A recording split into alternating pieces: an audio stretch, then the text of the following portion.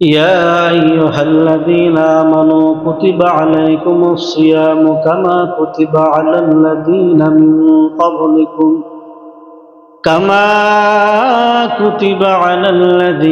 من قبلكم لعلكم تتقون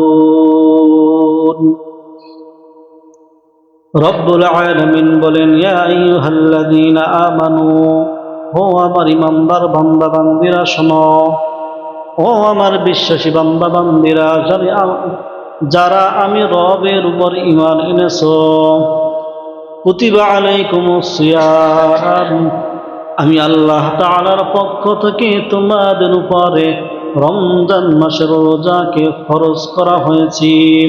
আমি আল্লাহ তোমাদের উপরে রমজানুল মুবারকের রোজা ফরজ করে দিলাম।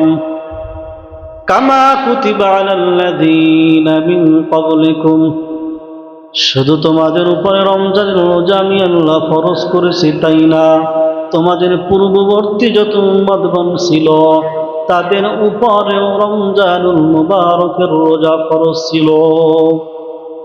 ভালো করে যদি আমরা একটু খেয়াল করি, আল্লাহ তাআলা বললেন, ও ঈমানদার বান্দা বান্দীরা, তোমাদের উপরে রমজানের রোজা ফরজ, তোমরা রমজানের রোজা পালন করবা।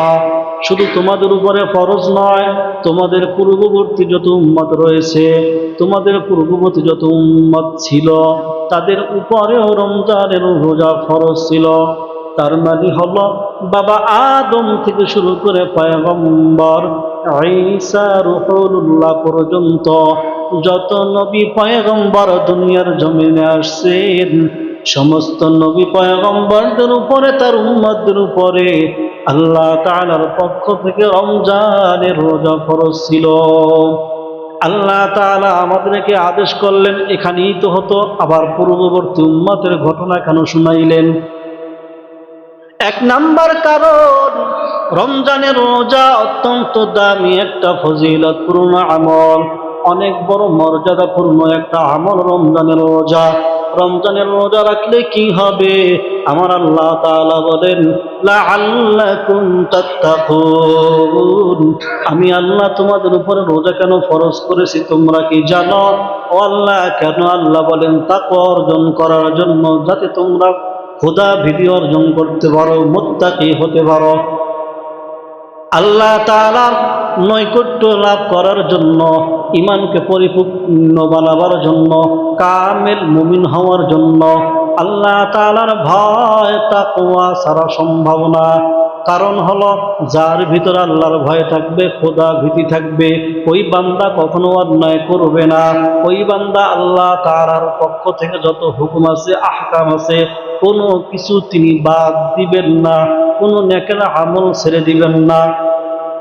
ইবাদতের মূল পুঁজি লাগবে তাকওয়া।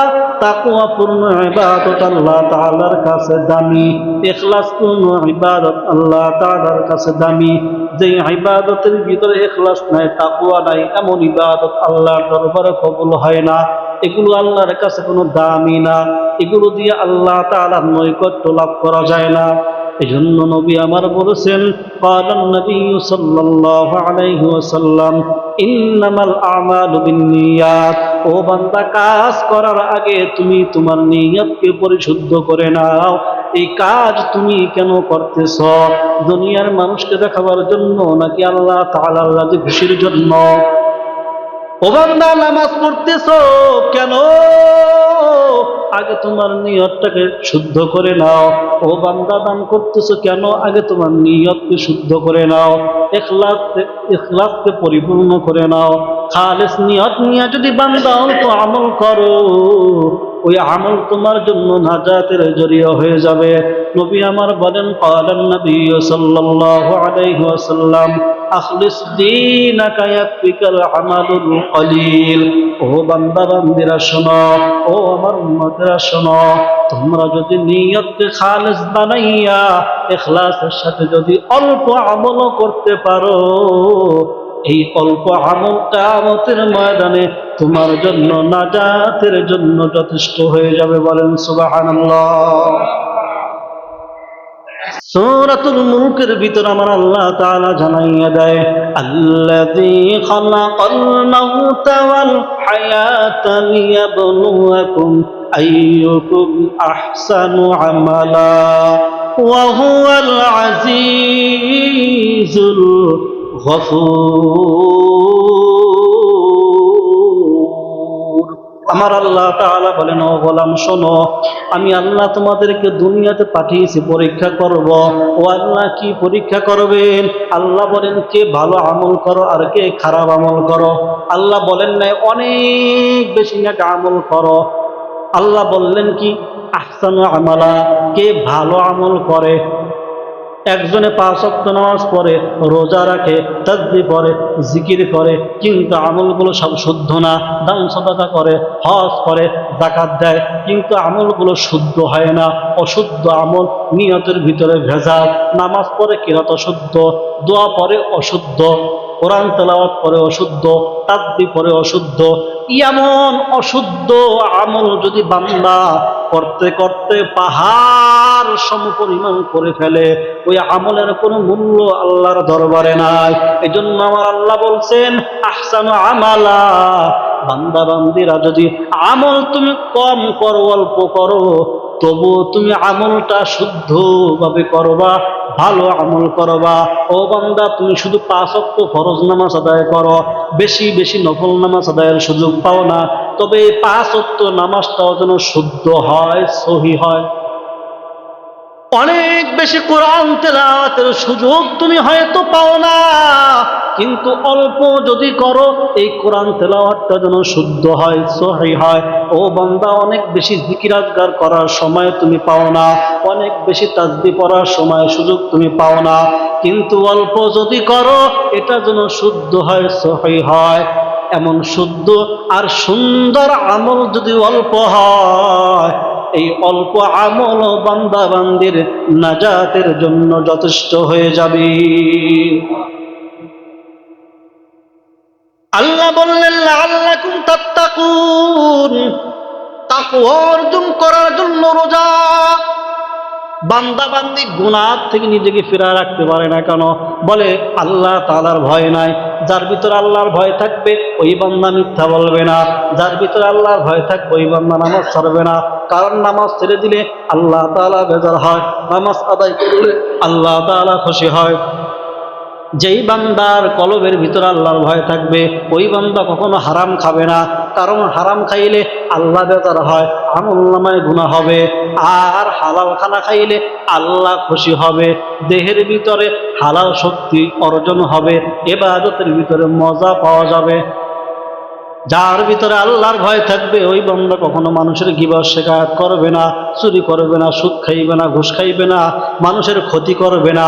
যত অন্যায়ের সাথে আমরা জড়াইয়া যাই না কেন, সব অন্যায়ের মূল কারণ হলো আমাদের কলবের ভিতরে আল্লাহর ভয় নাই। আর আল্লাহর ভয় অর্জন করতেই হবে, না হয় পরিপূর্ণ কামিল মুমিন হওয়া যাবে না। কলবের ভিতরে আল্লাহ তাআলার ভয় ঢুকাতে হবে। কি ভয়? যে আমি যা কিছু করি না কেন, আমার আল্লাহ দেখতেছেন। জাররা থেকে জাররা পরিমাণ নেক করি, এটাও আমার আল্লাহ দেখেন। জাররা থেকে জাররা পরিমাণ যদি গুনাহ করি, আমার আল্লাহ দেখবে কি দেখবে না? আমি যদি কলবের ভিতরে অন্যের ক্ষতি করার পরিকল্পনা করি, এটাও আল্লাহ জানে কিনা? এই সব অন্যায় থেকে নিজেকে বিরত রাখার জন্য একটা মেডিসিন লাগবে, যে মেডিসিনের নাম হলো তাকওয়া। ওই তাকওয়া অর্জন করার প্র্যাকটিক্যাল একটা আমল হলো রমজান মাসের রোজা। রমজানের রোজা তাকওয়া অর্জনের সোপান। রমজান হলো আল্লাহ তাআলার ভয় কলবে জমা করার একটা প্র্যাকটিক্যাল আমল। কোন বান্দা রোজা রাখার পর ওই বান্দারে যদি 1 লাখ টাকা দিয়ে বলা হয়, ভাই তুই রোজাটা ভেঙে ফেল, যদি ইমানদার হয়, ওই বান্দা কখনো রোজা ভাঙবে না। ইফতারের আগ মুহূর্ত, মাত্র 2 মিনিট সময় বাকি। আসরের পরে সময়টা খুব করুণ সময়, কারণ 14-15 ঘন্টা একদম খানা পিনা থেকে বিরত থাকার পরে ইফতারের আগ মুহূর্তে গলাটা শুকায়া যায় পানির পিপাসায়।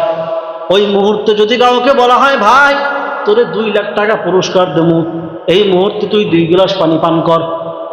আল্লাহর বান্দা বলবে, যদি ইমানদার হয় পাক্কা ইমানদার, আর যদি ভেজাল ইমানওয়ালা হয় চিন্তা করবো যে 2 লাখ টাকা পাইছি,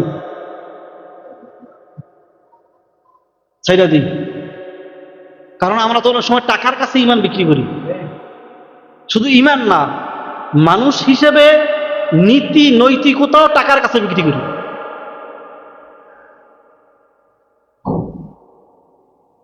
মানুষত্ববোধ বলতে যে কিছু আছে, এটাও আমরা অনেক সময় টাকার কাছে বিক্রি করে দিই। নীতি নৈতিকতার কোনো ধার ধারি না।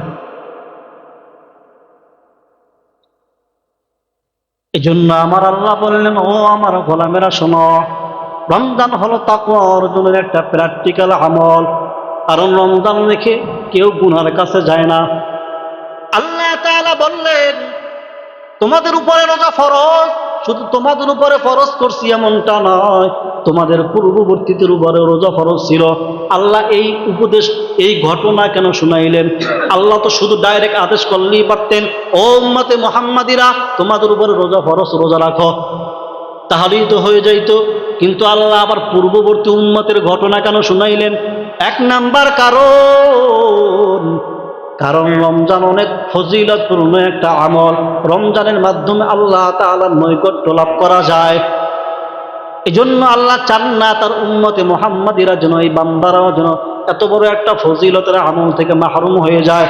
আল্লাহ তাআলা জানাইলেন, ও আখিরি নবীর উম্মতেরা, পূর্ববর্তী সকল উম্মতেরা, এই রমজানের রোজা রেখে রেখে রেখে রেখে তারা আমি আল্লাহর নৈকট্য অর্জন করেছে।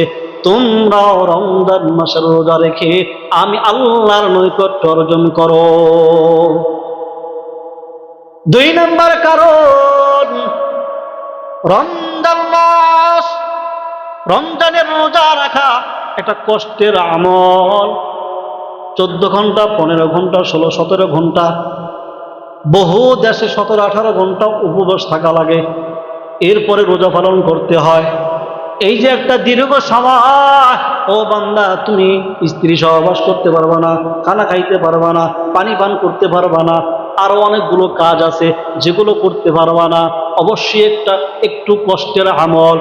বান্দা বান্দি হয়তো আদেশ শোনার পরে একটু ভয় পাইতে পারে, ও আল্লাহ এত লম্বা সময় আমি কেমনে না খেয়ে থাকবো, এটা তো কষ্টকর একটা আমল। এই জন্য আমার আল্লাহ তাআলা বান্দা বান্দিকে একটু সান্ত্বনা দিলেন। কোনো এক ব্যক্তিকে যদি একটা কষ্টের কাজ দেওয়া হয়, ওই ব্যক্তি চিন্তা করবো, হায় হায় আমার দ্বারা তো এই কাজ সম্ভব না। কিন্তু পরও যদি আবার ওই ব্যক্তিকে বলা হয়, ও ভাই তোমাকে এইমাত্র যে কাজের হুকুমটা দেওয়া হয়েছে, এই কাজটা তোমার আগে আরো 1 লাখ মানুষ করছে, তারা করে করে পুরস্কার নিয়ে গেছে, তখন ওই ব্যক্তি ভাববে, আমার আগে যেহেতু আরো 1 লক্ষ মানুষ এই কাজ করিয়া পুরস্কার নিয়ে গেছে, তাহলে আমিও পারবো, আশা করা যায়।